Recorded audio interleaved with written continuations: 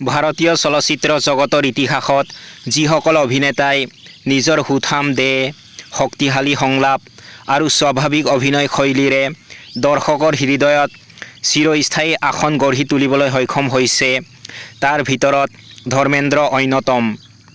তেওঁক বলিউডৰ হি-মেন আৰু গৰম ধৰম বুলিও জনা যায়।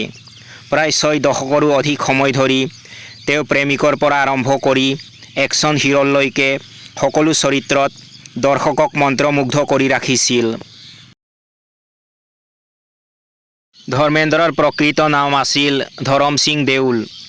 1935 চনৰ 8 ডিচেম্বৰত পঞ্জাৱৰ লুধিয়ানা জিলাৰ নাছৰ আলী গাঁৱত এটা জাত শিখ পৰিয়ালত তেওঁৰ জন্ম হৈছিল।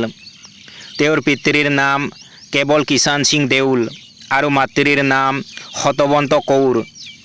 তেওঁৰ শৈশৱৰ বেছিভাগ সময় চাহনেৱাল গাঁৱত পাৰ হৈছিল।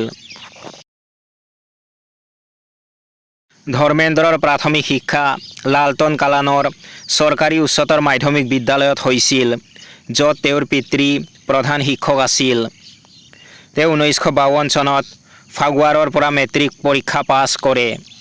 সেই সময়ত পঞ্জাৱৰ স্কুল চণ্ডীগড়ৰ পাঞ্জাৱ বিশ্ববিদ্যালয়ৰ অধীনলৈ আহিছিল। 1958 চনত ফিল্মফেয়াৰ মেগাজিনৰ প্ৰতিভা অন্বেষণ প্ৰতিযোগিতা জিকি তেওঁ মুম্বাইলৈ আহে। 1960 চনত অৰ্জুন হিংগুবানীৰ দিল ভি তেৰা হাম ভি তেৰে ছবিৰে তেওঁ বলিউডত আত্মপ্ৰকাশ কৰে। 1966 চনৰ ফুল ঔৰ পাথৰ ছবিখনে তেওঁক ছুপাৰষ্টাৰৰ মৰ্যাদা প্ৰদান কৰে। 1975 চনৰ কালজয়ী ছবি শোলেত বীৰুৰ চৰিত্ৰই তেওঁক জনপ্ৰিয়তাৰ শীৰ্ষত বহুৱায়।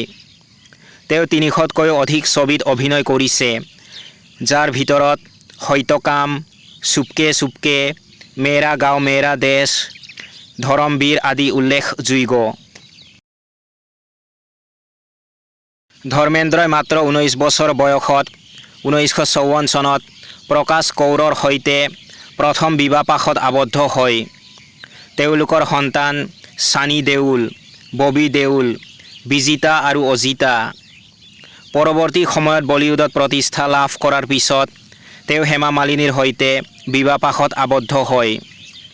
ধৰ্মেন্দ্ৰ আৰু হেমা মালিনীৰ 2 কন্যা, ঈশা দেউল আৰু আহানা দেউল। তেখেতে লাভ কৰা উল্লেখযোগ্য সন্মান আৰু বঁটাসমূহ হৈছে ফিল্মফেয়াৰ লাইফটাইম এচিভমেণ্ট বঁটা 1997, চলচ্চিত্ৰ জগতলৈ আগবঢ়োৱা অৱদানৰ বাবে পদ্মভূষণ 2012, ভাৰত চৰকাৰৰ 3য় সৰ্বোচ্চ অসামৰিক সন্মান পদ্মবিভূষণ 2026, মৰণোত্তৰভাৱে চলচ্চিত্ৰ জগতলৈ তেওঁৰ অসাধাৰণ অৱদানৰ বাবে তেওঁৰ মৃত্যুৰ পিছত ভাৰত চৰকাৰে এই সন্মান প্ৰদান কৰে। কিংবদন্তি অভিনেতা ধৰ্মেন্দ্ৰই 89 বছৰ বয়সত 2025 চনৰ 24 নৱেম্বৰত মুম্বাইৰ নিজা বাসগৃহত শেষ নিশ্বাস ত্যাগ কৰে। বাৰ্ধক্যজনিত কাৰণত তেওঁ চিকিৎসাধীন আছিল। ধৰ্মেন্দ্ৰ কেৱল এজন অভিনেতা নাছিল, তেওঁ আছিল এটা যুগ।